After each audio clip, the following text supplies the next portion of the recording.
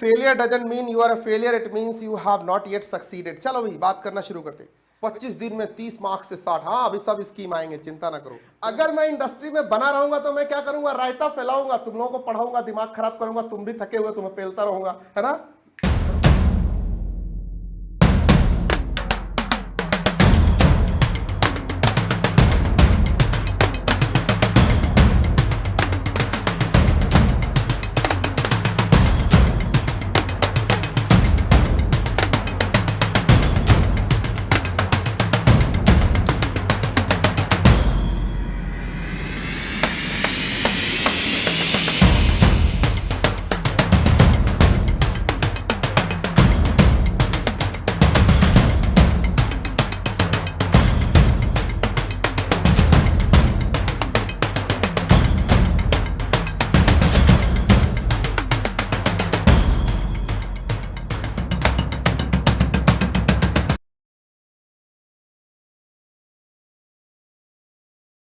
तो failure doesn't mean you are a failure, it means you have not yet succeeded. चलो भाई बात करना शुरू करते।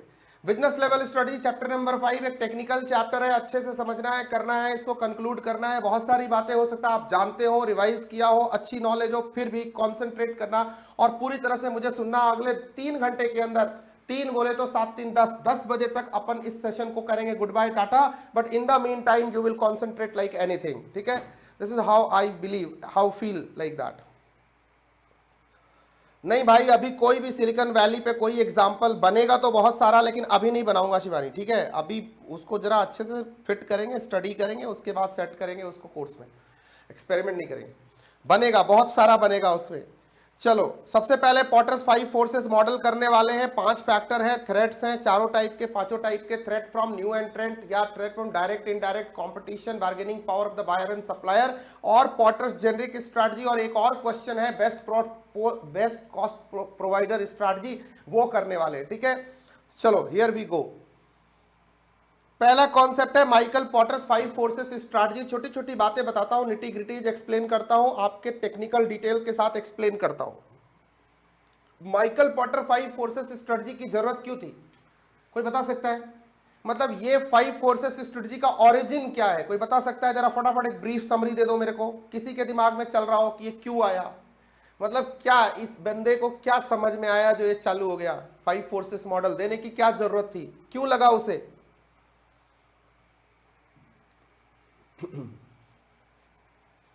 क्यों लगा उसे कि 5 फोर्सेस मॉडल हमें इंट्रोड्यूस करना चाहिए, इसकी जरूरत है?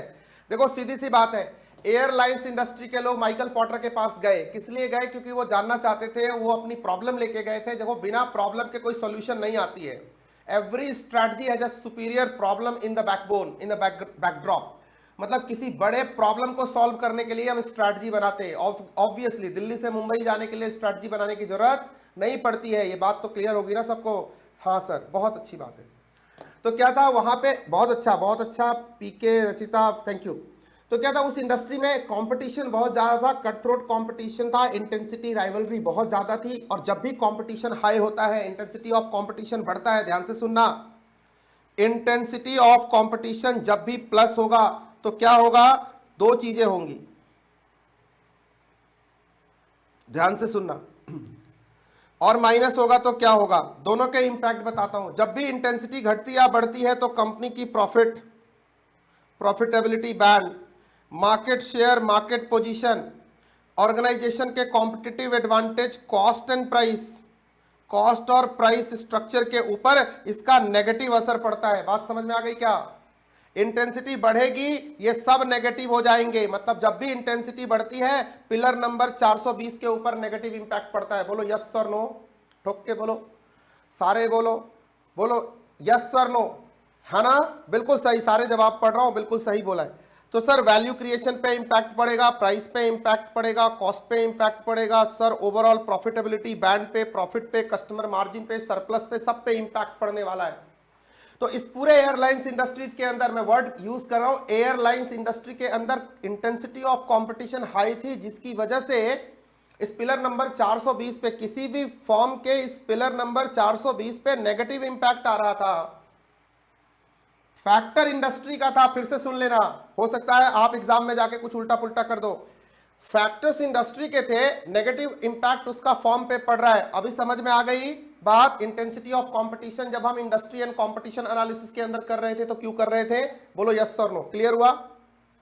सारे बोलो क्लियर हो गया टॉपिक? बहुत अच्छा सर। तो सर इस प्रॉब्लम का सॉल्यूशन ढूंढना शुरू किया बाबा पॉटर ने। और याद रखना फॉरेन के जो फॉर्म्स, जो फॉरेन में, जो बाहर हार्वर्ड या ऑक्सफोर्ड की जब आप बात करते हो, कैम्ब्रिज की बात करते हो, मिशिगन यूनिवर्सिटी की बात करते हो, स्टैनफोर्ड की बात करते हो, तो वहां के प्रोफेसर सिर्फ टीचर नहीं होते जो किताबें पढ़ के पढ़ाते, वो इंडस्ट्री में काम भी करते, कंसल्टेंसी भी देते, फील्ड रिसर्च भी करते, उसके बाद पढ़ाते, बुक्स लिखते, तब लिखते, जब प्रैक्टिकल एक्सपोजर होता है तब लिखते, वो कॉर्पोरेट से आए हुए लोग होते। बड़ी सिंपल सी बात है, आपको समझाना चाहता हूं। इस आदमी ने जाके इंडस्ट्री को समझना शुरू किया। इंडस्ट्री की जब स्टडी करी तो उसको 3-4 बातें पता चली। ध्यान से सुनना, क्या क्या वो 3-4 बातें पता चली। सबसे उसको पहली बात तो यह पता चली कि इंडस्ट्री में कुछ फैक्टर्स हैं जो इस इंटेंसिटी ऑफ कंपटीशन के बढ़ने या घटने के पीछे मेजर रीजन है। घटने या बढ़ने के पीछे कुछ फैक्टर्स है जो मेजर रीजन है, वो 5 है। कौन कौन से हैं? तो उसने बोला सर न्यू एंट्रेंट है, सप्लायर है, बायर है, डायरेक्ट कंपटीशन है, इनडायरेक्ट कंपटीशन या सब्स्टिट्यूशन है। ध्यान से सुनना, न्यू एंट्रेंट थ्रेट बन के आता है, सप्लायर बार्गेन करता है, बायर बार्गेन करता है, डायरेक्ट कंपटीशन थ्रेट बन के आता है, सब्स्टिट्यूशन का थ्रेट होता है, इनडायरेक्ट कॉम्पिटिटर का। ये सारे आते हैं और ये सब अलग अलग इंटेंसिटी के साथ आते हैं। हो सकता है क्योंकि न्यू एंट्रेंट की इंटेंसिटी ज्यादा हो, किसी और की, बायर की, सप्लायर की कम हो, डायरेक्ट कंपटीशन एकदम हाईली इंटेंसिव हो। तो सर उसने स्टडी किया कि इन सबका अलग अलग लेवल हो सकता है, इन सबके कॉम्पिटिटिव पोजीशन अलग अलग हो सकते हैं। ध्यान से सुनते जाना। तो किसी केस में या तो ये डोमिनेंट होगा, कभी स्ट्रांग होगा, फेवरेबल होगा, टीनेबल होगा, वीक होगा। डिफरेंट टाइप के कॉम्पिटिटिव पोजीशन होते हैं और ये इंडिविजुअल फैक्टर इंटेंसिटी भी क्रिएट करते हैं और कलेक्टिवली ये सारे के सारे मिलके सम टोटल में किसी भी ऑर्गेनाइजेशन के, किसी भी फर्म के पिलर नंबर 420 पे नेगेटिव असर डालते हैं या पॉजिटिव भी हो सकते हैं। अब ये डिपेंड करेगा कब नेगेटिव होगा और कब पॉजिटिव होगा। इसके लिए इसने 5 फोर्सेस का मॉडल दिया, इसी अंडरस्टैंडिंग पे 5 फोर्सेस का मॉडल दिया। ठीक है कि भैया ये पांचों फोर्स मिलके किसी भी कंपनी के profitability, market share, market position, उसकी competitive advantage, cost price structure पे क्या इंपैक्ट डालते हैं। ठीक है, इसी स्टडी को माइकल पॉटर्स 5 फोर्सेस मॉडल बोला हमने। ठीक है, अब वही मॉडल अब पढ़ने जा रहे हैं।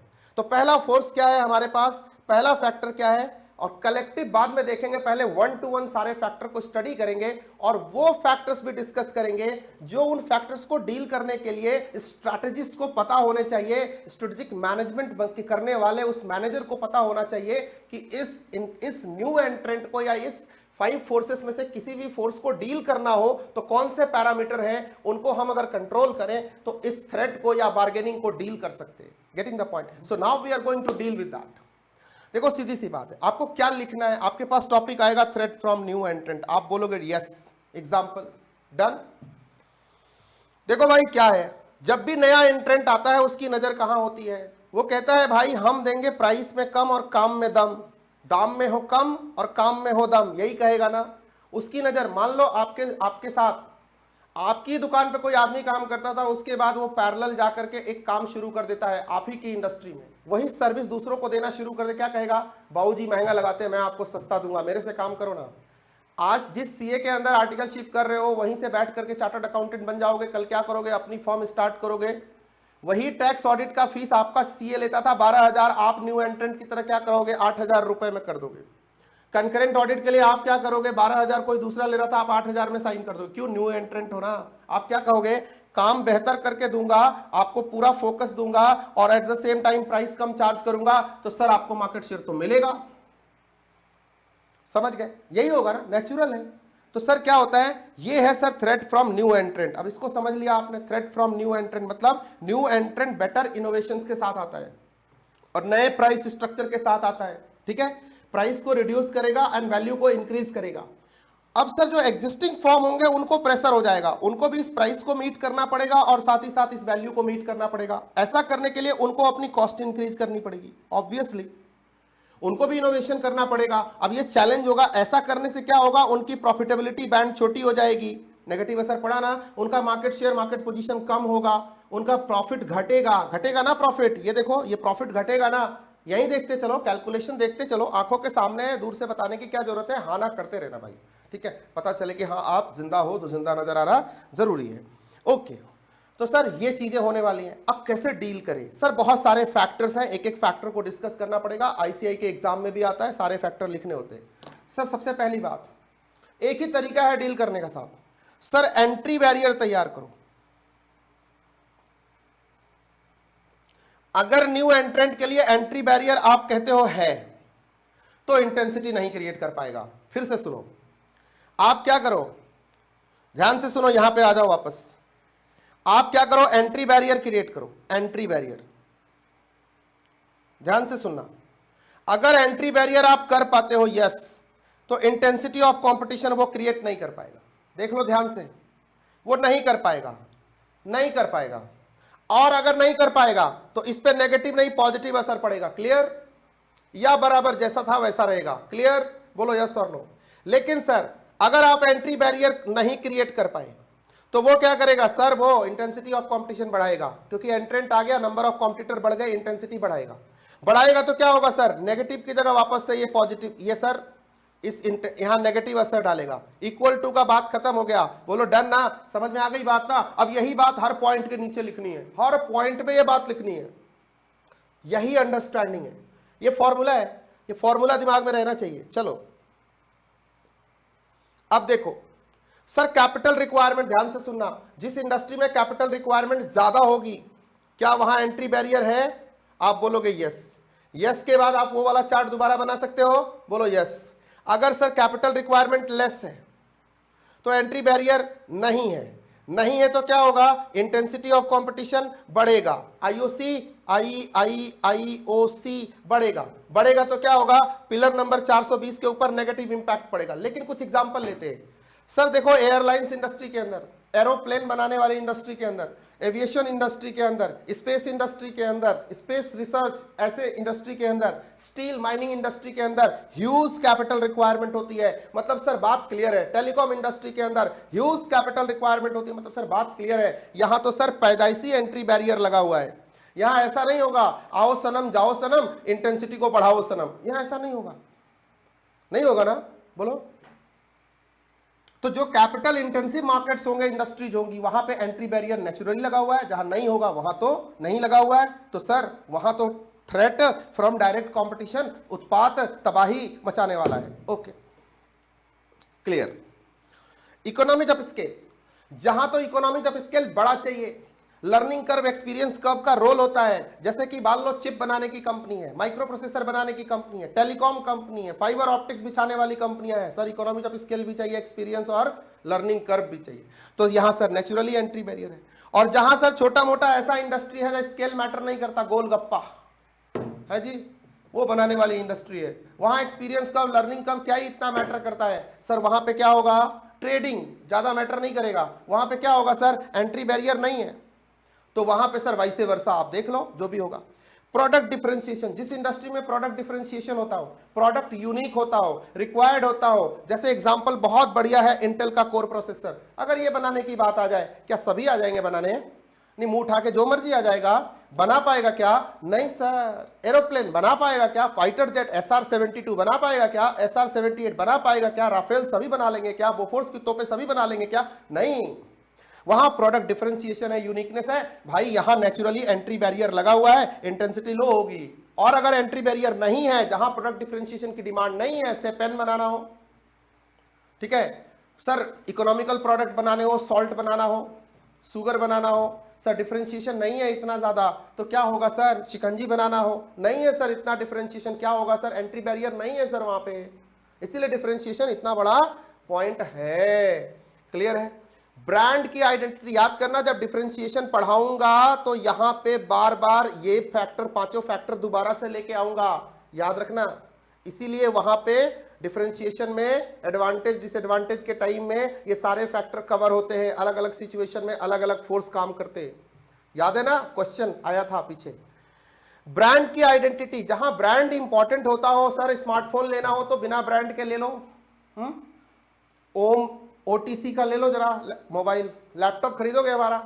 नहीं ना, हमारी सिर्फ लेक्चर जा सकती है, बाकी कोई चीज नहीं लोगे आप। क्यों? क्योंकि बाकी चीजों में ब्रांड इंपॉर्टेंट है। नहीं, टी शर्ट पतंजलि ने बेच लिया क्या? सिम कार्ड बेचा क्या? जीन्स टी शर्ट खरीदा क्या किसी ने? नहीं ना।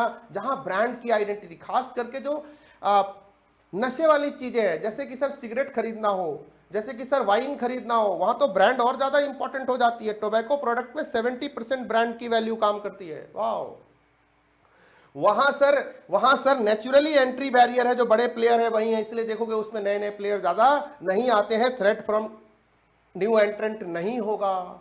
और नहीं, अगर जहां ब्रांड की आइडेंटिटी इतना बड़ा रोल प्ले नहीं करती है, रॉ मटेरियल पेपर नहीं करती है, पेपर अच्छा चाहिए बस, बात खत्म। चाइनीज पेपर चलेगा अपने को, तो वहां क्या होगा? एंट्री बैरियर नहीं है। फुलझड़ियां, दिवाली की फुलझड़ियां, चाइनीज माल चलता है। गणेश जी चाइनीज चलते हैं, कोई दिक्कत नहीं, कोई ब्रांड ही नहीं है यहाँ पे।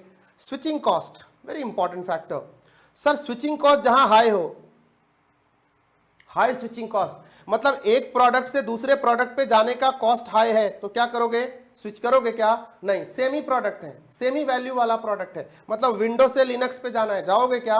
सेम कॉस्ट पे? नहीं यार, विंडो चलाना इतना अच्छा आता है, हम लिनक्स यूनिक्स सन सोलरिस पे क्यों दिमाग लगाए? स्विचिंग कॉस्ट हाई होगी, ऑटोमेटिक एंट्री बैरियर है। और स्विचिंग कॉस्ट लो होगी तो सर वहां पे एंट्री बैरियर नहीं है, तो बंदा कहेगा चल इस प्रोडक्ट को नहीं दूसरे प्रोडक्ट को ट्राई कर लेते, इसमें कौन सी बड़ी बात है। डिस्ट्रीब्यूशन चैनल की अवेलेबिलिटी, देखो सीधी सी बात है, एंट्री बैरियर हो सकती है। ध्यान से सुनो, आपको 2 एग्जांपल देता हूं, प्रूव कर दूंगा, आपको समझ में आ जाएगी, बातें क्लियर हो जाएंगी। ध्यान से सुनना सारे बच्चे, होता क्या है, ठीक है? आप एक एक बात देखो भाई, आप लिटरेचर तैयार करना सीखो। मुझे पता है बाकी लोग, ज्यादातर लोगों को मॉड्यूल की लाइन पढ़ने में इंटरेस्ट होता है, बहुत सारे ऐसे लोग मिल जाएंगे, क्वेश्चन भैया उससे सेट नहीं होते। ध्यान रखना, जो मैं कह रहा हूं वो काम तो हम रेगुलर क्लास में, फास्ट ट्रैक में हर जगह करते आए हैं, या हमें सारी बातों को रिकॉल करना है। यहां भी आके अंडरलाइन करना शुरू कर देंगे मॉड्यूल को, तो इसका मतलब है कि हमने पहले पढ़ाई करी ही नहीं है। वो रेगुलर बैच और फास्ट ट्रैक बैच में हो सकता है, ठीक है? एक एक पॉइंट को डिस्कस करो, और जो लिखना है, लिटरेचर तैयार करना सीखो। जैसे मैंने बोला कि जब एंट्री बैरियर हो या ना हो, आपको वैसे वर्षा लिखना है। यहां है लिटरेचर, यही मॉड्यूल में लिखा है, पढ़ के आए हो, सारी बातें समझ में आती है, कोई दिक्कत वाली बात ही नहीं है। चलो भाई सर, अब बात करते हैं डिस्ट्रीब्यूशन चैनल की। कई बार क्या होता है, एक नया बंदा आता है, नए प्रोडक्ट एंड सर्विसेज बनाता है, मार्केट में जाता है, सेल करने की कोशिश करता है, स्पेस सेलिंग, जाता है डिस्ट्रीब्यूटर के पास, बोलता है यार मेरा माल रख लो भैया, कहाँ जगह है देख लो ना भैया, किधर रखूं, एक भी रैक खाली नहीं है, तुम्हारा माल कहाँ रखेंगे यार, यार किसी और को देख लो, ठीक है? उसको जगह ही नहीं मिलती बेचारे को। पतंजलि जब नया नया आया था, उसको जगह ही नहीं मिली मार्केट में, तो उसने क्या किया, अपना एक्सक्लूसिव पतंजलि स्टोर्स तैयार की। क्यों? इसी एंट्री बैरियर की वजह से। तो ये बड़ा एंट्री बैरियर। सर एक बार ना ई कॉमर्स के आने से ये एंट्री बैरियर टूट गया, डिस्ट्रीब्यूशन चैनल की अवेलेबिलिटी हो गई। कोई भी नया बंदा है ई कॉमर्स प्लेटफॉर्म्स के थ्रू अपने माल को बेच सकता है, कंपटीशन हाई होगी, इंटेंसिटी बढ़ती है, ठीक है? ई कॉमर्स की वजह से, ठीक है? ऑनलाइन प्लेटफॉर्म्स की वजह से। क्लियर है? Baba Ramdev. Aggressive retaliation, very important topic, very important topic. Sir कई बार क्या होता है, जो एग्जिस्टिंग प्लेयर होते हैं, जब कोई नया प्लेयर आता है, उसको एग्रेसिवली रिटेलिएट करते हैं on price, cost, market, every factor के साथ, फुल नॉन कोऑपरेशन करते हैं। जैसे अमेरिका की एक एयरलाइंस है, इसका नाम है साउथ वेस्टर्न। डोमेस्टिक एयरलाइंस में इसकी जगह कोई है ही नहीं पूरी इंडस्ट्री के अंदर, किसी को ये टिकना ही नहीं देता है।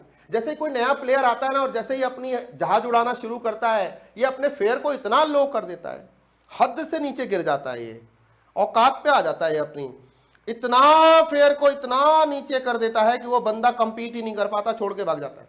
इसीलिए अमेरिकन एयर में जितने डोमेस्टिक फ्लाइट है, उसमें 70% से ज्यादा फ्लाइट्स इसी भाई की उड़ती है, साउथ वेस्टर्न। यूनिवर्सिटी भी है, पब्लिशिंग भी है, बहुत बड़ा ब्रांड है, बहुत बड़ा कॉर्पोरेट है, बहुत बड़ा जायंट है, ये किसी को नहीं टिकने देता।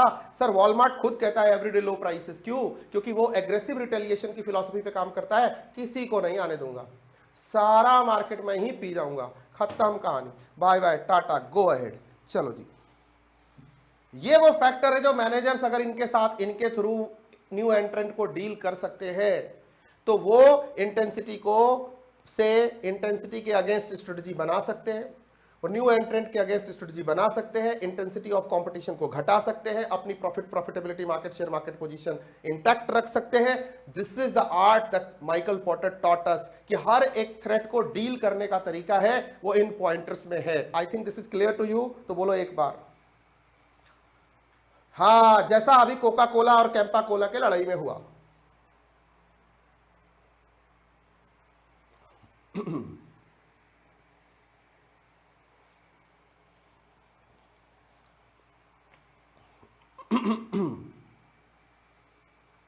अब आते साहब दूसरा पॉइंट लेके आते हैं।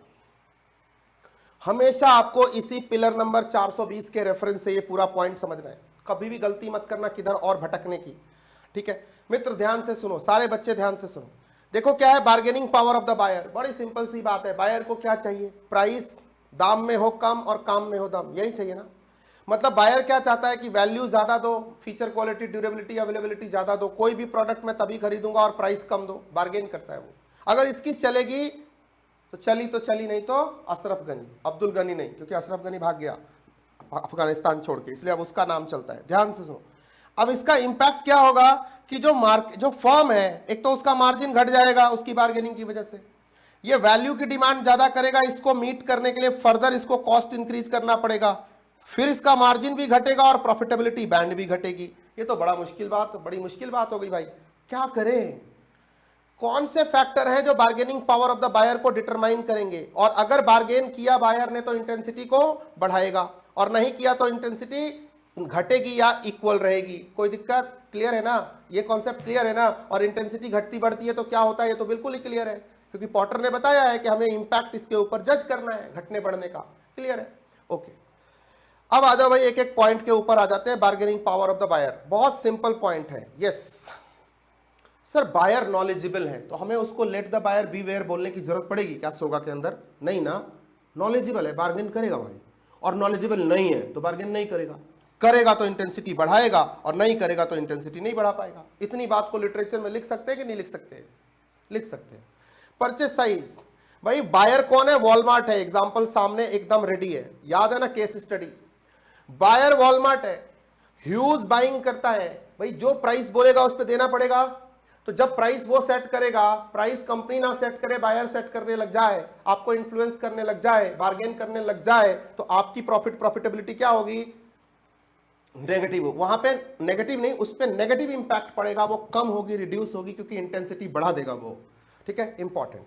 नेक्स्ट ध्यान से सुनो, अब बात करते हैं प्रोडक्ट फंक्शन की। मान लो कोई प्रोडक्ट फंक्शन हमारे प्रोडक्शन के लिए इंपॉर्टेंट है, से कोई प्लास्टिक मटेरियल बेचता है, स्टील बेचता है, हम दूसरे से ले लेंगे, तीसरे से ले लेंगे, चौथे से ले लेंगे, इतना इंपॉर्टेंट नहीं है, लेकिन कोई यूरेनियम बेचता है, मतलब कोई ऐसी चीज बेचता हो जिसको पढ़ के ही अपन 100% पास होने वाले हैं, उसके बगैर हम पास ही नहीं कर सकते, monopoly type situation. Product function important हो हमारी लाइफ के लिए, क्या करेंगे भाई साहब? तो सर इंपॉर्टेंट है। अब सर, अब फोन है सर, एप्पल है, एप्पल ही क्यों बाय करते हैं लोग इतना? क्योंकि उसके प्रोडक्ट फंक्शन बहुत इंपॉर्टेंट है।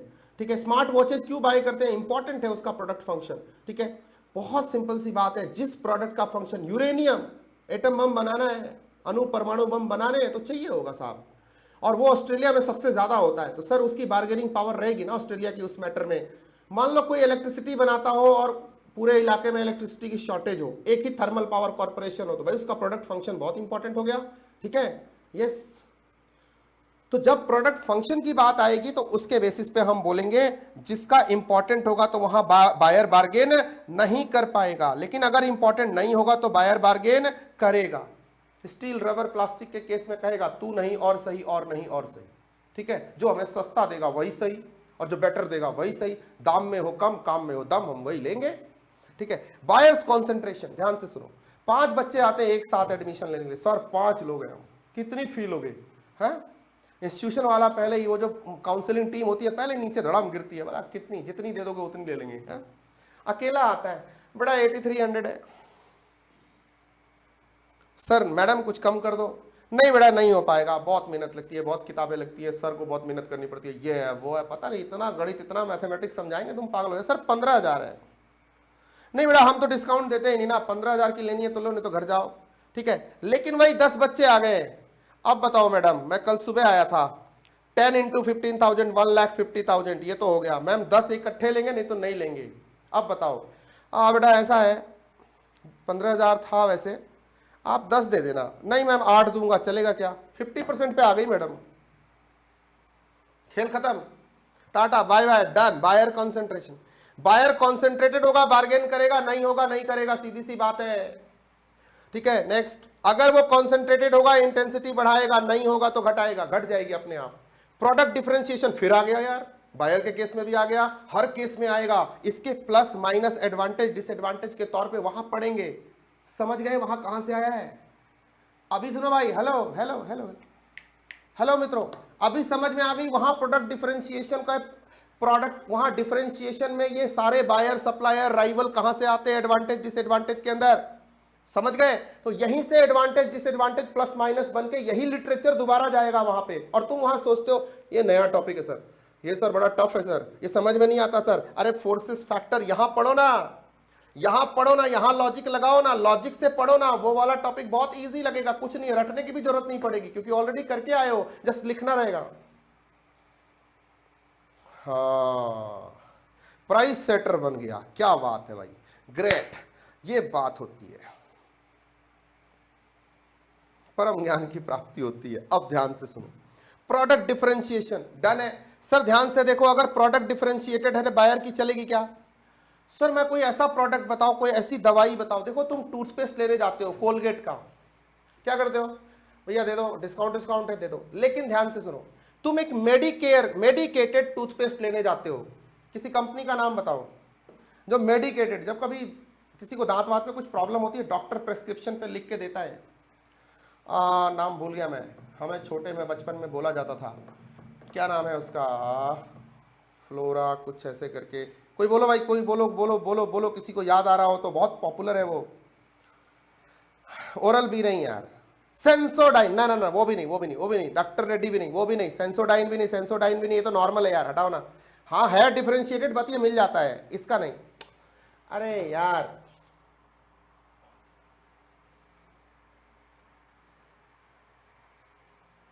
सेंसोडाइन नहीं, वो सेंसिटिविटी के लिए, वो भी डिफरेंशिएटेड है फिर भी। एमवे का ग्लिस्टर एक हो गया, एक और है यार, दिमाग में नहीं आ रहा, अभी थोड़ी देर पढ़ाते पढ़ाते ऑटोमेटिक याद आ जाएगा, कोई बात नहीं। नहीं नहीं, डेंट्रोस वेंट्रोस नहीं है। एक तो एमवे के प्रोडक्ट है, ठीक है, डिफरेंशिएटेड प्रोडक्ट है। जब प्रोडक्ट डिफरेंशिएटेड होता है ना, तो जो बनाने वाली कंपनी होती है ना, जो मैन्युफैक्चरर होता है ना, जो सप्लायर होता है ना, उसकी बार्गेनिंग चलती है, इस बायर की बार्गेनिंग नहीं चलेगी। पता है कई बार क्या होता है, शॉर्ट सप्लाई में होता है, नहीं होता है स्टॉक में, तो पता है दुकान वाला क्या कहता है, ऐसा है बेटा 100 रुपए रख जा, कल ले जाइयो। बोला क्यों अंकल, आप ऐसे ही मंगा देना। नहीं बेटा, ये ना आपके लिए स्पेशल ऑर्डर करूंगा, आपको 100 रुपए रख के जाने पड़ेंगे। आप 100 रुपए रख के भी आते हो उसके लिए, और फिर जाके वो प्रोडक्ट लेते हो। तो डिफरेंशिएशन जहां होगा वहां सप्लायर बार्गेन करेगा, बायर नहीं बार्गेन करेगा। क्लियर है क्या?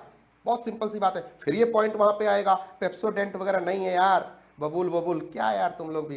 एल्प्रोविट कैन बी द एग्जांपल। एल्प्रोविट खरीदने जाओ, अगर मिल जाए दुकान पे, ऑनलाइन लेते हो, नहीं मिलता पैसे जमा करते हो, ऑर्डर पे मंगा के देता है वो, ठीक है। यस, देखो इतने नाम बता दिए बच्चों ने, कितने नाम पता है इनको, लेकिन वो नाम अभी तक नहीं आया। चलो कोई बात नहीं, बताऊंगा। अब आ जाओ वर्टिकल इंटीग्रेशन। अब ये बड़ा टिपिकल पॉइंट है, ये वर्टिकल इंटीग्रेशन का क्या रोल है यहाँ पे, ध्यान से देखो। ये बायर से कैसे रिलेटेड है, ये देखो vertical chain delivery, value delivery network, ये है बायर, ये है ऑर्गेनाइजेशन, और ये है सप्लायर। अभी समझ में आया क्यों पढ़ा था तुमने? इसी कार्यक्रम के लिए, यही पाप झेलना था तुमको, पुराने पाप याद दिलाने थे, इसलिए पढ़ा रहा था मैं, इसलिए तुम भी पढ़ रहे थे। सुनो ध्यान से, बायर कभी भी करेगा, कैसा करेगा, बैकवर्ड इंटीग्रेशन करेगा। बोलो यस और नो, करेगा क्या? लेकिन मान लो ये बायर नहीं कर पाए तो, अच्छा ये सप्लायर से ये ऑर्गेनाइजेशन, मान लो ये डेल है, एग्जाम्पल इज हियर, मान लो ये कंपनी का नाम डेल है। हाँ सर डेल ही है, जल्दी बोलो ना। डेल को ना अपने प्रोडक्ट को बनाने के लिए क्या चाहिए, i5 प्रोसेसर चाहिए। किससे सप्लाई लेगा? इंटेल से लेगा। या ये माइक्रोसॉफ्ट विंडोज चाहिए, विंडोज, ये देखो फोटो बना ही हुआ है, विंडोज चाहिए, और इंटेल का माइक्रो प्रोसेसर सीपीयू चाहिए, दोनों चाहिए ना। अब बताओ भाई, डेल की मर्जी, ये इंटेल कहता है जिस प्राइस पे मैं दूंगा तुझे उसी पे लेना पड़ेगा। विंडोज कहता है हाँ भाई जो मेरी प्राइस होगी फिक्स होगी, उसमें नो बार्गेनिंग। सप्लायर कहता है नो बार्गेनिंग, नो बेटा नो। तो डेल क्या करेगा, कोई बात नहीं यार, दे दो यार, तुम्हारी मर्जी यार, तुम्हारा प्रोडक्ट ही ऐसा है यार, मैं बैकवर्ड इंटीग्रेशन नहीं कर सकता। करना होता तो मैंने कर नहीं दिया होता अब तक, क्योंकि हाईटेक प्रोडक्ट है, कोई भी मुंह उठा के नहीं बना सकता। समझ गए हो? कोई भी मुंह उठा के ये प्रोडक्ट, हाँ ऋषभ ने बोला इमोफॉर्म, वेरी गुड, याद आ गया, अच्छी बात है। चल भाई, एक बच्चे ने ढूंढ के निकाल दिया वो ब्रांड, इमोफॉर्म, ठीक है, लाल दंत मंजन वैद्यनाथ का। चल मिश्रा जी कहां से लेके आते हो? यस। अब देखो डेल नहीं कर सकता, बताओ डेल बार्गेन करेगा क्या? ये बायर है, ये इसका बायर है इंटेल का और माइक्रोसॉफ्ट विंडोज का, नको कर सकता सर, इसकी बार्गेनिंग नहीं होगी सर। लेकिन सर एक मान लो लैपटॉप बनाते हैं, उसका एक बॉडी पार्ट होता है ना, प्लास्टिक की जो बॉडी लगती है, अब वो बना के लेना है किसी कंपनी से, वो कह रही है हम इसी प्राइस पे देंगे, तो क्या करेगा ये डेल वाला? एक फैक्ट्री डाल देगा, बोलेगा चल हटा फैक्ट्री डाल देता हूं, बना लूंगा खुद इन हाउस, इतना ही कुछ भी नहीं है, तो 4000 का देता, अपने को 2000 की पड़ेगी अपनी फैक्ट्री में, और अपना इतना यूनिट प्रोड्यूस होता है, इकोनॉमीज ऑफ स्केल बहुत बड़ा है अपना, ठीक है, अपन देख लेंगे। अभी क्या हो गया? बार्गेन करेगा। तो बैकवर्ड इंटीग्रेशन में case to case basis, vertical integration मतलब backward integration case to case basis decide होगा इंटेंसिटी बढ़ेगी कि घटेगी। समझी गए हो? Case to case basis practical question आ जाए तो ध्यान रखना। स्ट्रेटेजिक मैनेजमेंट का मैराथन में हमेशा ये सोच के करता हूं कि प्रैक्टिकल आया तो क्या करेंगे। समझ में आ गई बात? बोलो यस और नो। एकदम दिल की गहराइयों तक गई? गई कि नहीं गई? गई कि नहीं गई? पूरा बताओ मेरे को, ऐसे नहीं, कसम से बता रहा हूं, ठीक है? Yes, thank you thank you thank you thank you thank you. गई, बिल्कुल डाइजेस्ट हो गई। अब सर एक छोटी सी बात है सर, स्विचिंग कॉस्ट। बोलो सर ये पीछा क्यों नहीं छोड़ता स्विचिंग कॉस्ट? बायर का स्विचिंग कॉस्ट से क्या लेना देना? मान लो बायर स्विच नहीं कर सकता, स्विचिंग कॉस्ट हाई है, स्विचिंग कॉस्ट लो है, दो ही चीज हो सकती है। स्विचिंग कॉस्ट हाई होगा तो बायर क्या करेगा? बार्गेन नहीं करेगा। नो, कौन अपने सिर पे सिर मुंडाते ओले पड़े, कौन अपने सिर पे सिरदर्दी ले? लेकिन लो होगा, जंप मार के करेगा, सब्स्टिट्यूट अवेलेबल है, सस्ते में अवेलेबल है, स्विच कर जाएगा। लेकिन क्या है, विंडो से स्विच करता है कोई? नहीं करता। क्यों नहीं करता? मुश्किल है, क्योंकि यार इसका ऑल्टरनेट जो है ना वो महंगा है, स्विचिंग कॉस्ट हाई है, इसलिए यहां बार्गेनिंग नहीं चलती। इसलिए विंडो दुनिया के 90% प्लस कंप्यूटर में 95% में पाया जाता है। Logic clear? दिल धक धक हो गया, हो रेला है? सच सच बताओ, भावनाएं। सर ये है buying power of the, bargaining power of the buyer. अब ध्यान से सुनना, सप्लायर में उलट देना, उसको पलटी मार दो, सारी बातों को पलट देना बॉस, बस पलट देना, उल्टा बोलना सब कुछ। ध्यान से सुनो, सप्लायर, सर सप्लायर की चली तो चली, नहीं तो अशरफ गनी। ध्यान से सुनो, कैसे कैसे? ध्यान से सुनो, सप्लायर क्या करता है? सप्लायर की दिल की इच्छा यही होती है कि मैं low quality product at higher price बेचूं, यही ना? लो क्वालिटी प्रोडक्ट देगा तो क्या होगा? हमारे प्रोडक्ट में वैल्यू कम क्रिएट होगी, हमारी वैल्यू पे नेगेटिव इंपैक्ट डालेगा। बोलो यस और नो। सप्लायर की चली तो, बार्गेन किया तो, और कहेगा हाई कॉस्ट पे दूंगा, तो कॉस्ट मेरा बढ़ जाएगा सप्लायर की वजह से। अब दो जगह ये मारता है हमें, इसकी वजह से क्या होगा? प्रॉफिटेबिलिटी बैंड भी घटेगा और फर्म्स मार्जिन भी घटेगा और कस्टमर मार्जिन भी घटेगा। क्या करें, क्या करें? इसको डील करने के लिए क्या करें? तो कुछ फैक्टर्स हैं सब हमारे पास। क्या क्या फैक्टर है? परचेस साइज, अगर हमारा परचेस साइज बड़ा होगा, इसको हम भाई औकात में लाएंगे, माइक्रोसॉफ्ट इंटेल आईबीएम सबको औकात में लाएंगे, बोलेंगे भाई बड़ा क्वांटम है, 2 करोड़ यूनिट लाओ। कितने का? कितने का दोगे? 3000 ना, 2540, नहीं ना ना 2500, हाँ ठीक है ठीक है ठीक है, चलो लाओ 2500 पे दो, चलो भाई, बल्क में बाय करेगा। अब ध्यान से देखो, परचेस साइज छोटा होगा, सप्लायर बार्गेन करेगा, प्रोडक्ट फंक्शन इंपॉर्टेंट होगा, सप्लायर बार्गेन करेगा, नहीं होगा नहीं करेगा। सप्लायर कॉन्सेंट्रेटेड होंगे, सप्लायर बार्गेन करेगा एंड देन इंटेंसिटी बढ़ाएगा, नहीं होगा नहीं करेगा। प्रोडक्ट डिफरेंशिएशन, प्रोडक्ट डिफरेंशिएटेड होगा, इमोफॉर्म होगा, अभी आ गया ना, वाइसे वर्सा, एल्प्रोविट होगा, स्पेशलिस्ट प्रोडक्ट होगा, एमवे के प्रोडक्ट होंगे, लैक्मे के ब्यूटी प्रोडक्ट होंगे, हाँ जी लड़कियों बोलो, हाँ, माइक्रोसॉफ्ट सरफेस होगा, आईफोन होगा, तो क्या होगा? सप्लायर बार्गेन करेगा और प्राइस सेटर होगा, नहीं तो गेटर होगा। वर्टिकल इंटीग्रेशन, अगर सप्लायर कर सकता है तो वो बार्गेन करेगा, सप्लायर कर सकता है तो करेगा। बोलता है अच्छा माइक्रोसॉफ्ट विंडो को धमकाता है, हम सरफेस बना देते हैं, हम अपना लैपटॉप लॉन्च कर देते हैं। अच्छा गूगल को धमकाता है, हम अपना नहीं देते सप्लाई तेरे को, हम अपना ही बना देते हैं। अब बताओ, तो वर्टिकल इंटीग्रेशन सप्लायर जब भी करेगा फॉरवर्ड इंटीग्रेशन करेगा, अगर कर सकता है तो बार्गेन करेगा, नहीं कर सकता नहीं करेगा, बात खत्म। स्विचिंग कॉस्ट, स्विचिंग कॉस्ट अगर को हाई हुई, फिर बोल रहा हूं, अगर को हाई हुई, सप्लायर की बल्ले बल्ले भांगड़ा करेगा, और अगर लो हुई तो बायर बार्गेन करेगा, भांगड़ा करवा देगा इसको। ठीक है, नेगेटिव इंपैक्ट डालेगा, समझ गए? यस। तो ये हो गए सर बायर को डील करने का तरीका, bargaining power of the buyers. अब आ जाओ last, second last sir, bargaining power of the buyers नहीं रे, सब्स्टिट्यूट और इनडायरेक्ट कंपटीशन। ठीक है, ठीक कर लेना इसको। देखो सीधी सी बात है, सब्स्टिट्यूशन सबसे छोटा एस्पेक्ट है, कर लेते हैं इसको। क्या है, सब्स्टिट्यूट की चलेगी तो क्या करेगा वो, सब्स्टिट्यूशन आप क्यों फॉलो करते हो, डिमांड में पड़ा होगा, क्योंकि एक प्रोडक्ट है जो वैल्यूएबल है, इससे ज्यादा वैल्यू दे या बराबर वैल्यू दे लेकिन प्राइस में कम हो, इसीलिए सब्स्टिट्यूट के पास जाते हैं, यही है ना। काम में हो दाम, दाम में हो कम, सब्स्टिट्यूट के पास जाते हैं। भांगड़ा दोनों, ओके, सिचुएशन में होगा, दोनों में होगा, करवाएगा एक में करेगा, बात खत्म। ठीक है, अब करना आसान, करना अच्छी बात है ना, कोई बोले बोलो भांगड़ा करो, कोई बोले अब खुशी की बात है भांगड़ा खुद ही करने लगे, और कोई कहता करो तो फिर बुरा लगता है, फिर वो पेनफुल होता है। ठीक है, नहीं मतलब खुद ही से क्वेश्चन लिख ले अच्छा लगता है, और कोई बोलता है नहीं लिखो अभी लिखो, खबरदार बैठो इधर, इधर लिखो, कान पकड़ के बैठो इधर, लेगा जल्दी से लिख के लाओ मेरे पास, अब ये बुरा लगेगा, है ना। तो दो तरह के टीचर होते हैं, एक प्यार से ऐसी पट्टी पढ़ाते हैं, बच्चा खुद ही लिख के भेजता है, और दूसरा कहता बैठ लिख, नालायक बच्चों को ऐसे बोलना पड़ता है। ओके चलो भाई, सब्स्टिट्यूशन का ये पिलर नंबर 420 पे इंपैक्ट होगा, दोनों की वजह से हमारा profitability, market share, market position घटने वाला है। अगर इनडायरेक्ट कंपटीशन हावी होगा तो कोडेक, फ्यूजी फिल्म, आगे ना डिजिटल कैमरा, कर दिया ना कांड। उसके बाद देखो LIC, SBI लाइफ, ये क्या हो गए, बैंकिंग प्रोडक्ट के लिए ये इनडायरेक्ट कंपटीशन हो गए ना। तो सर ये सब बहुत सारे एग्जांपल हो सकते हैं। Mobile phone 100 MB pixel megapixel, इतने सारे हेवी कैमराज आ रहे हैं, बेचारे DSLR वाले भी परेशान हो गए हैं, ये लोग भी बेचारे परेशान हो रहे, करे तो करे क्या, जाए तो जाए कहाँ। These are the issues, substitution. अब आ जाते हैं सर डायरेक्ट कंपटीशन के ऊपर, जो मेन पॉइंट है। अब सर कहते हैं ना, ओहरे ताल मिले नदी के जल में, नदी मिले सागर में, सागर मिले कौन से जल में कोई जाने ना। अब ऊपर के चारों फैक्टर यहाँ आके मिल जाएंगे। ठीक से सुनना और ठीक से समझना, और समझने की कोशिश करना और लिखने की कोशिश करना, बात समझना दोस्त।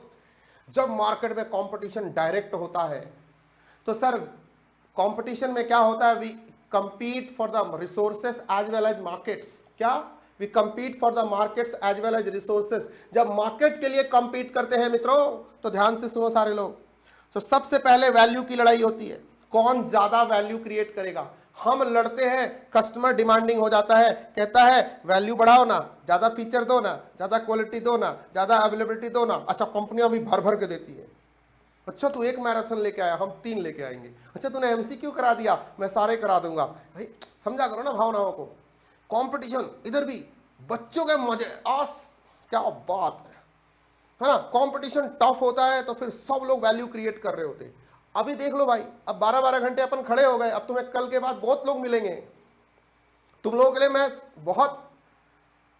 मैं क्या हूं, पनौती नहीं हूं, तुम लोगों के लिए एक शुभ संकेत हूं। काले ड्रेस में तुम्हारे लिए नजर बट्टू। एक सब्जेक्ट का मैंने करा दिया ना इस तरह से 12-12 घंटे, अरे मैंने देखा है, मैंने एक्सपीरियंस किया है। अब कल से इंडस्ट्री में लाइन लग जाएगी, ओ भाई यार त्रिवेदी खाता क्या है, ऐसे डिस्कशन होता है। सुनो बता देता हूं, रुको रुको।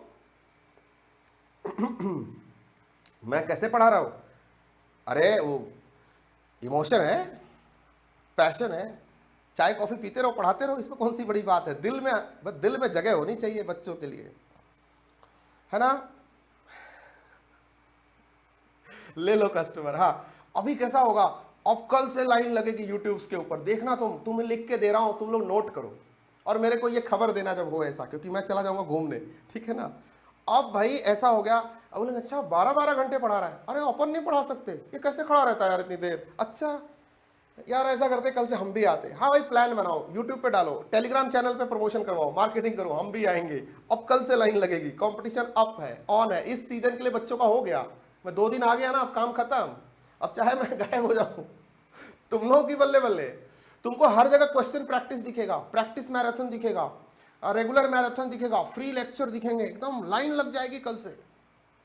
मां कसम कह रहा हूं तुम्हें, RTP दिखेगी। जो लोग अब तक नहीं निकले थे अपने आराम गाह से, सब निकल जाएंगे कल के बाद। बस थोड़ा सा ये वीडियो अप होने दो, शेयर कर देना इसको थोड़ा अच्छे से, सब तक पहुंचा दो जरा। सॉरी मैं अपने लिए नहीं बोल रहा हूं, बच्चों के लिए बोल रहा हूं। Mark my words, I am telling you, MCQ series होंगे, नो नॉनसेंस एमसीक्यूज होंगे, पता नहीं क्या क्या होंगे, हम सब कर चुके हैं। लेकिन comprehensive revision, MCQ, case study, ये वो प्रैक्टिस बैक सब खत्म, टेस्ट सीरीज कुछ नहीं बचा रहे अपना, सब हो गया। कल से चालू, बस आज हमें खत्म कर लेने दो अच्छे से, साथ दो भाई, अगले 2-3 घंटे मेरा साथ दो, 2 घंटे प्लीज, चाय चू पीते रहो, साथ दो। देखो बीच बीच में देखने भी आते होंगे क्या चल रहा है, कितने बच्चे हैं, 2 दिन से लगे पड़े हैं लोग, ठीक है, गुड, थैंक यू, तुम्हारी वजह से इधर खड़ा हूं, आ जाओ। लिखो लिखो लिखो।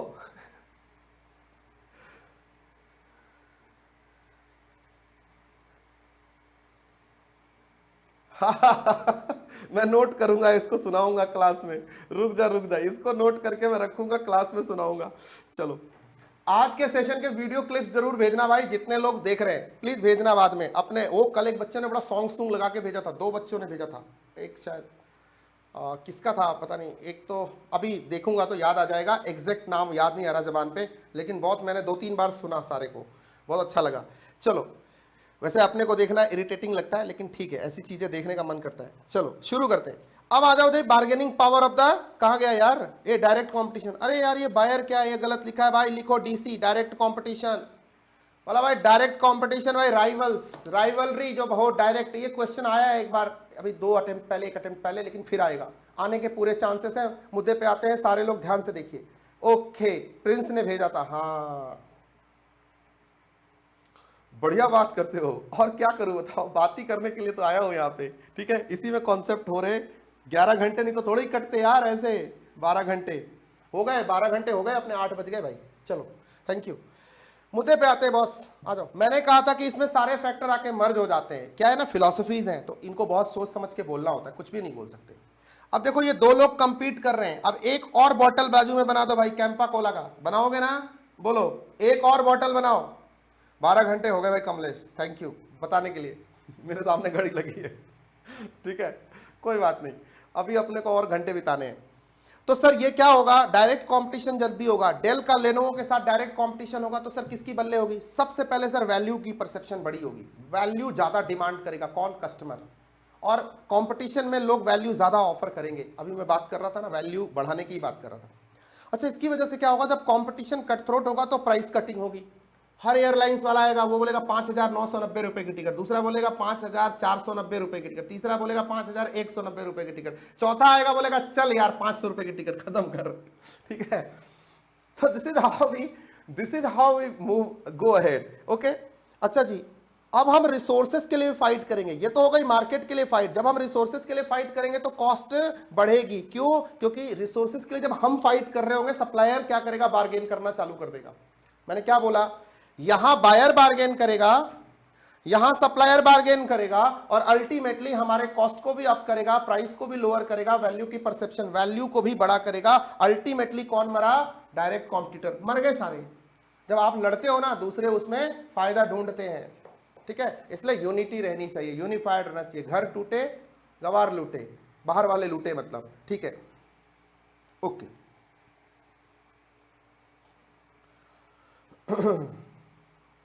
25 दिन में 30 मार्क्स से 60, हाँ अभी सब स्कीम आएंगे, चिंता ना करो, तुम्हें जरूरत नहीं है।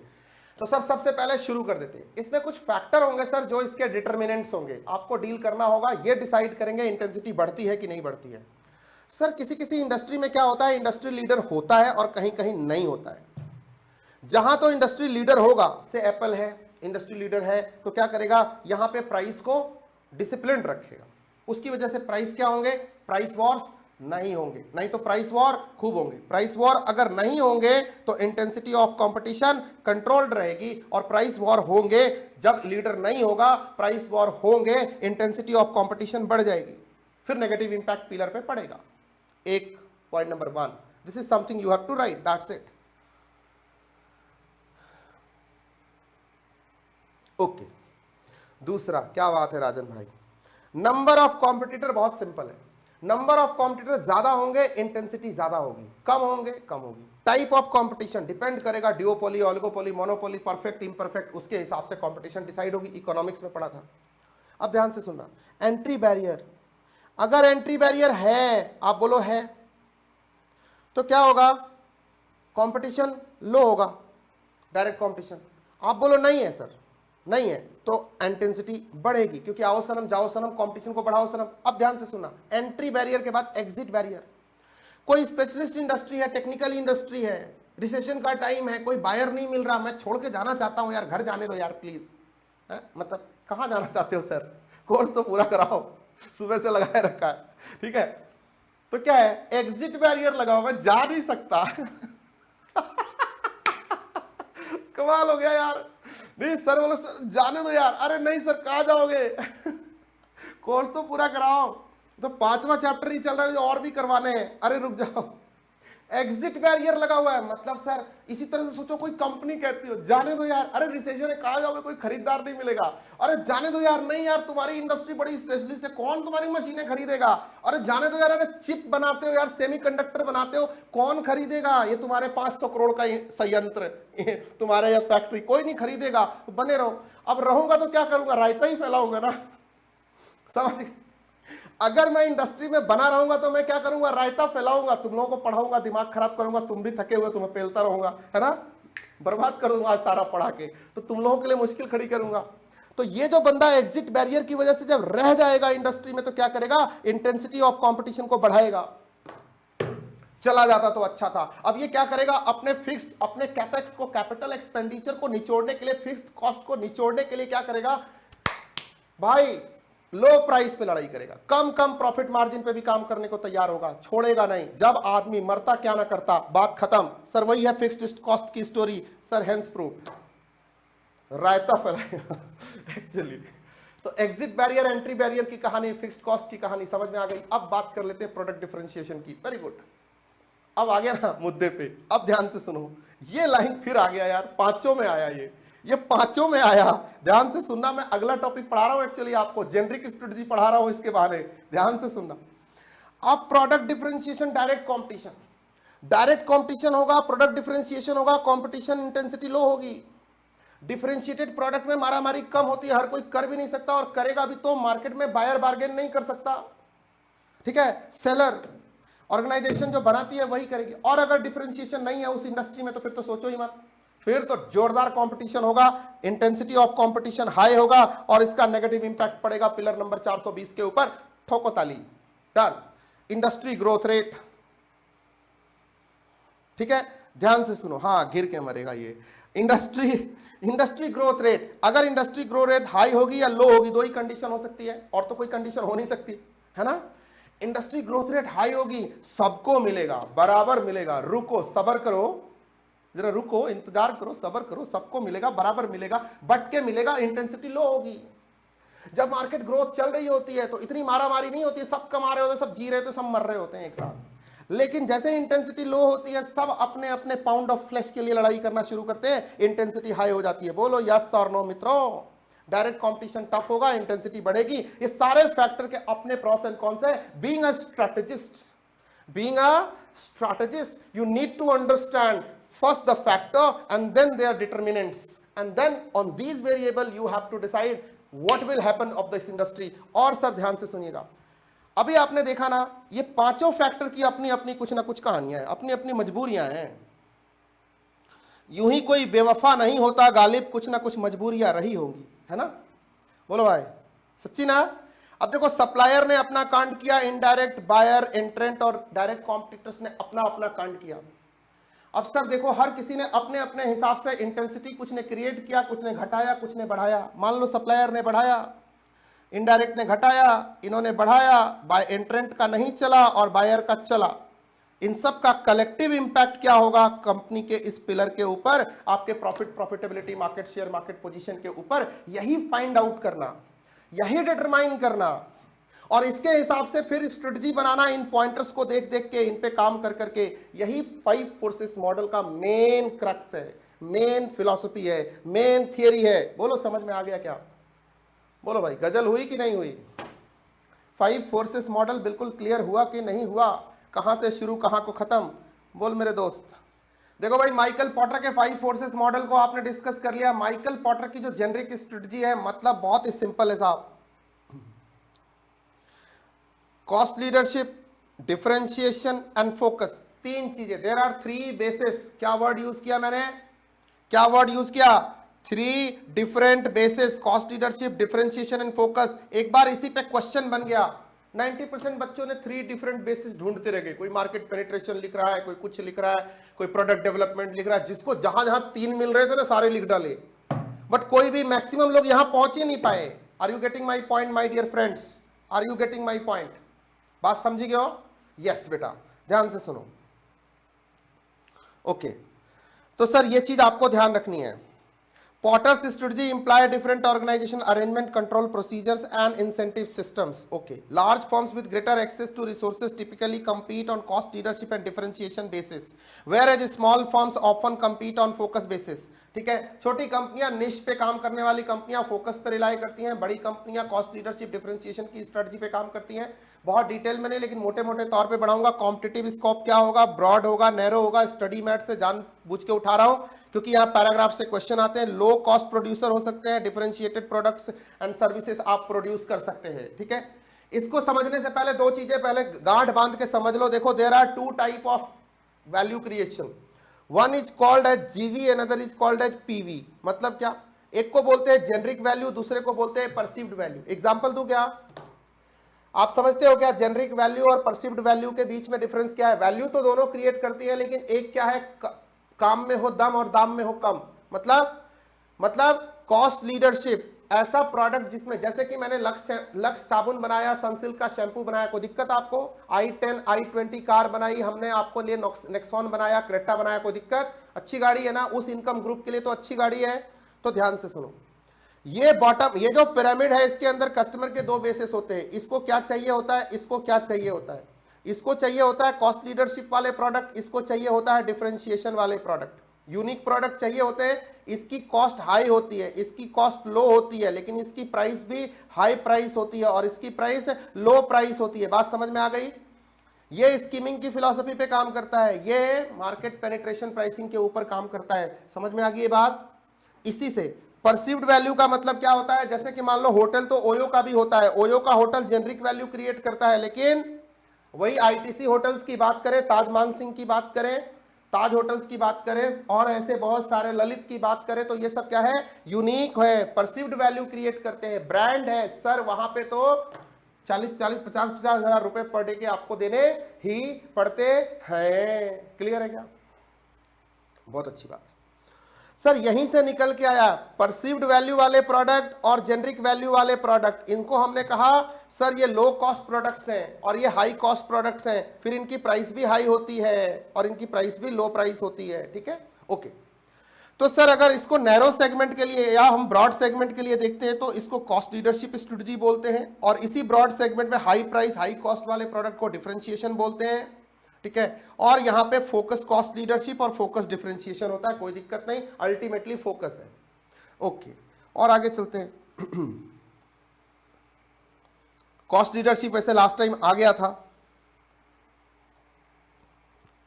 When the market is composed of many price sensitive buyers, when there are few ways to achieve product differentiation, रुक जाओ, risk pursuing cost leadership, very important point है, यहां से क्वेश्चन आता है। क्या क्या हो सकता है? कॉम्पिटिटर इमिटेट कर सकता है आपकी स्ट्रेटजी को, ठीक है, आपकी प्रॉफिटेबिलिटी को डाउन कर सकता है। Technological breakthrough in the industry में मेक द स्ट्रेटजी इनइफेक्टिव, और द बायर इंटरेस्ट में swing towards differentiated products. Simple है, चार्ट में भी दिया हुआ है, क्लियर है। 7000 की चाय, याद है इसको। अचीविंग कॉस्ट लीडरशिप स्ट्रेटजी कैसे? सर टाइम से फोरकास्टिंग ऑफ डिमांड करो प्रोडक्ट एंड सर्विसेज की, सो दैट कि आप उसके हिसाब से कॉस्ट प्लान कर सको। ऑप्टिमम यूटिलाइजेशन ऑफ रिसोर्सेज के थ्रू आप कर सकते हो, कॉस्ट कंट्रोल कॉस्ट रिडक्शन कर सकते हो, दोनों ऊपर वाले पॉइंट के थ्रू। इकोनॉमी जब स्केल बड़ी होगी, पर यूनिट कॉस्ट कम होगी, ऑब्वियसली आप कॉस्ट लीडरशिप स्ट्रेटजी पे काम कर पाओगे।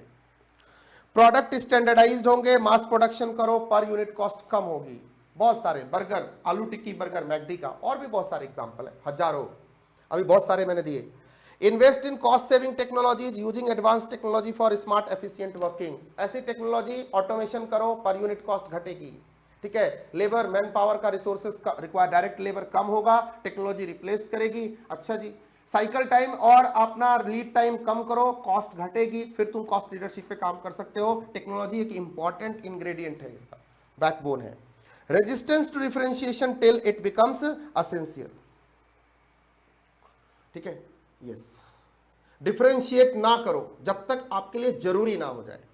अब सर देखो कॉस्ट लीडरशिप के एडवांटेज आ गए ना, rival, buyer, supplier, entrant, substitute, आ गए ना पांचों फैक्टर। इन पांचों फैक्टर के बगैर गुजारा नहीं है। अब आ गए भाई, देख लो, आ जाओ, यही बात तब से मैं कर रहा था। कॉस्ट लीडरशिप स्ट्रेटजी के advantage, rivals, competitor price war को अवॉइड करना चाहते हैं, लो कॉस्ट वाले प्रॉफिट अर्न करते रहेंगे even after competitors compete away their profits, even if the price war will be there, low cost producer को profit होता रहेगा। the better you control your cost, the more you earn the profit, simple सा philosophy है। तो rivalry, direct competition का threat नहीं होगा, ये advantage है। बायर तो हैप्पी होगा, उसको तो लो प्राइस चाहिए। Customer would not be able to exploit the cost leadership firm and will continue to buy its product, इससे सस्ता कुछ नहीं मिलेगा। ठीक है, हमारे प्रोडक्ट बिकने का एक सबसे बड़ा रीजन है, हम प्रीमियम प्रोडक्ट को लो कॉस्ट में बेच देते हैं। बच्चे भी सरप्राइज होते हैं, बच्चे कमेंट करते हैं, practice batch, crash course free, fast track course, regular course, crash course, practice batch, इतनी सब कुछ फ्री, कैसे कर लेते हो सब टेस्ट सीरीज वगैरह सब मिला के। भाई ये स्ट्रैटेजी है, ये स्ट्रैटेजी। आपको लगता होगा सर सेवा कर रहे हैं, टीचिंग एक डिफरेंट टाइप का काम है, बट ये स्ट्रैटेजी भी है। चलो सप्लायर सिखा दिया आपको आज। Cost leadership are able to absorb greater prices increase from supplier before they need to raise price for customers, पहले ही उसको एब्जॉर्ब कर लेंगे, क्योंकि टेक्नोलॉजी है, कोई बात नहीं, रॉ मटेरियल थोड़ा महंगा, उसको हम एडजस्ट कर लेंगे दूसरी जगह। एंट्रेंट, भाई कॉस्ट लीडरशिप वाले मार्केट में न्यू एंट्रेंट को जगह नहीं मिलती है, वो उस कॉस्ट पे उस इकोनॉमीज ऑफ स्केल के साथ नहीं लड़ पाएगा उससे, क्योंकि वो already huge economies of scale learning curve, experience curve के साथ बैठा हुआ है और वो लो कॉस्ट प्रोड्यूसर है। नए एंट्रेंट को करना मुश्किल होगा, चैलेंज होगा, तो सर एंट्री बैरियर है अपने आप। सब्स्टिट्यूट, ये सब सर पॉटर्स 5 फोर्सेस मॉडल से आया है, ध्यान से सुन लो। Low cost leaders are often likely to lower the cost to induce existing customers to stay with their products, invest in substitution के भी इंपैक्ट को वो किल कर देगा। ठीक है, वो भी लो कॉस्ट की वजह से सब्स्टिट्यूट भी नहीं टिकेगा। हाँ, सब्स्टिट्यूट उससे लो हो तो बात अलग है। अब डिसएडवांटेज, कॉस्ट एडवांटेज कोई जन्म लेके तो आई नहीं है कि इमिटेट नहीं हो सकती है, कोई इमिटेट भी कर सकता है, उससे सस्ता भी बना सकता है। कोई और इंपॉर्टेंट टेक्नोलॉजी आ गई तो उससे भी सस्ता बन जाएगा। ठीक है, हमने JBL वाले केस में देखा था। Cost leadership can succeed only if firms can achieve higher sales volume.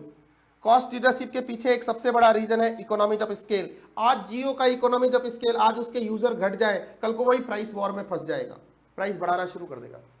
ठीक है, इसकी जिद होती है कॉस्ट को कम करना, तो वो क्या करता है, advertisement, marketing, research, other development में पैसा नहीं लगा सकता, घट जाता है वहां का बजट, उसको घटना पड़ता है, तो लॉन्ग रन में उसको प्रॉब्लम होती है। कुछ लोग डिस्काउंट देते देते देते देते एकदम जमीन के नीचे गड़ जाते हैं, कोई फायदा नहीं। Technological advancement is a great threat to cost leadership. Technology बढ़ती है, अब चैट GPT आ गई है, देखो कितने लोगों को निपटाएगी। ठीक है, ये ऑनलाइन सिस्टम आ गए टीचिंग के, देखो ना, जो कॉस्ट किसी, वो कह रहे थे ना एक सीरियल में, वो कहाँ देख रहा था, कपिल शर्मा शो पे, क्या बोला, IAS की कोचिंग 1.5 लाख 2-2 लाख रुपए में होती थी, 7,000 में करा रहा है बंदा। क्या है ये, टेक्नोलॉजिकल एडवांसमेंट की वजह से ये पॉसिबल हो पाया, यस और no? Done.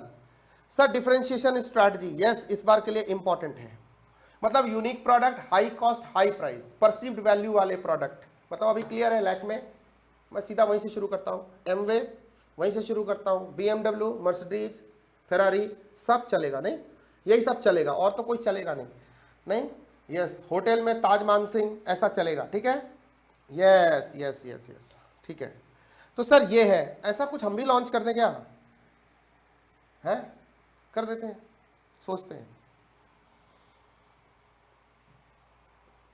Differentiation does not guarantee competitive advantage, especially if standard product sufficiently meet customer needs and if rapid imitation by competitors is possible.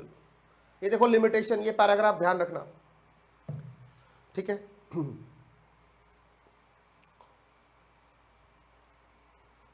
Product वगैरह ठीक है। बेसिस ऑफ डिफरेंशिएशन क्या है? प्रोडक्ट के basis पे आप innovation कर सकते हो, प्रोडक्ट के अंदर डिफरेंशिएशन लेके आ सकते हो प्रोडक्ट। दूसरा, प्राइसिंग में इनोवेशन कर सकते हो आप, कॉम्पिटिटिव प्राइसिंग, आपका ऑब्वियसली प्राइस थोड़ा ज्यादा होगा, डिमांड सप्लाई के बेसिस पे प्राइस फिक्स कर सकते हो। स्कीमिंग की प्राइस, आप स्कीमिंग स्ट्रैटेजी फॉलो कर सकते हो।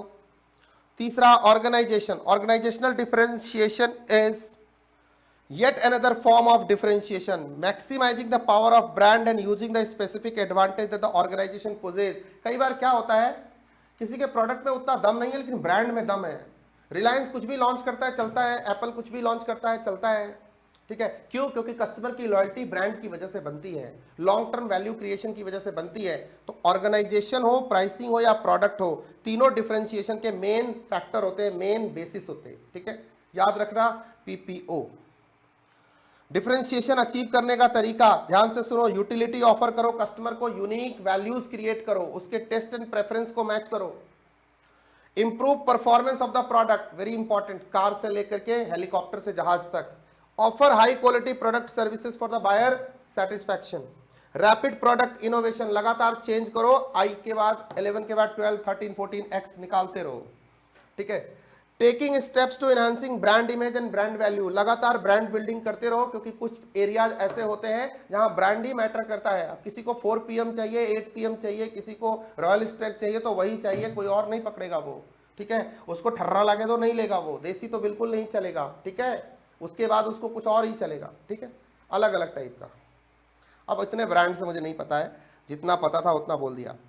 Fixing product prices based on the unique feature of the product and buying capacity of the customer, क्योंकि ये टारगेट ही करता है टॉप ऑफ द पिरामिड को, तो यहां पे डिस्पोजेबल इनकम की कोई प्रॉब्लम नहीं होती है। यहां पे डिस्पोजेबल इनकम बहुत ज्यादा होती है, क्योंकि इस ग्रुप की इसको लग्जरी यूज करने की आदत होती है। इकोनॉमिक प्रिंसिपल्स की बात कर लेते हैं। एडवांटेज ऑफ डिफरेंशिएशन स्ट्रैटेजी, बात खत्म यार। ये पांचों में एडवांटेज ही एडवांटेज था, याद कर लो यार, मार्किंग करा करा के बताया था। Product differentiation, product differentiation, product differentiation. देखो भाई, राइवलरी होगी, ब्रांड डिफरेंशिएशन होगा, भाई देखो ये एडवांटेज है जो भी फॉर्म है उसके लिए। बायर बार्गेन नहीं कर पाएगा, supplier sir because differentiation charges if they can afford to absorb high cost of supply, कर पाएंगे। न्यू एंट्रेंट, एंट्री बैरियर है सर, डिफरेंशिएशन अपने आप में एंट्री बैरियर है, सब्स्टिट्यूट टिकेगा ही नहीं उसके सामने, डिफरेंशिएटेड प्रोडक्ट के सामने। एडवांटेज ही एडवांटेज है, ठीक है। ये देखो भाई, यहां भी और कॉस्ट लीडरशिप में, यही पढ़ाने के लिए मॉड्यूल पे लेके आया था मैं, इसीलिए लेके आया था। लॉक इट बॉस, बाकी टॉपिक में कुछ नहीं है ज्यादा, फोकस स्ट्रैटेजी ठीक है। अब मॉड्यूल पे अब वापस चलते हैं, हाँ अब वापस चलते हैं अपने उस पे, ठीक है। ये टॉपिक मुझे यहां से कराना था, इसीलिए मैं आपको इधर लेके आया था। अब आ जाओ, यहाँ आ जाओ। Focus strategy, the focus strategy concentrates on a particular group of customer, ठीक है। नवंबर 20 कौन सा था, एक नवंबर 21 का क्वेश्चन था, उसको अच्छे से कर लेना। और a particular product line segment and within the segment attempts to achieve either a cost advantage और differentiation. The whole idea is that the need of group can be better serviced by focusing entirely on it, ठीक है। Risk associated with cost leadership, differentiation and focus, बाकी पढ़ चुके हैं, focus वाला कर लेते हैं एक बार, 2 मिनट लगा के कर लेते हैं। Imitation by competitors, very simple, कर सकते हैं, वो भी कर सकते हैं, अब तक नहीं थे इस एरिया में, अब आ सकते हैं।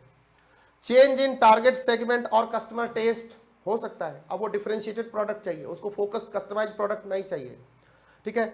दूसरे फोकसर्स भी आ सकते हैं इस इंडस्ट्री के अंदर, that is also a change.